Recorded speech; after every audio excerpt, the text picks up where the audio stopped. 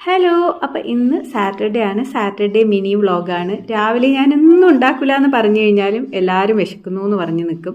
അങ്ങനെ ഞാൻ കാസറോൾ പരതിയപ്പോഴത്തേക്കുണ്ട് തലേന്നത്തെ പെറോട്ട ഉണ്ട്. പിന്നെ ഒരു റോൾ ഉണ്ടാക്കാമെന്ന് വിചാരിച്ചു. എല്ലാവർക്കും കൂടെ ഒന്നിച്ചൊരു റോൾ ഉണ്ടാക്കാമെന്ന് വിചാരിച്ചിട്ടോ.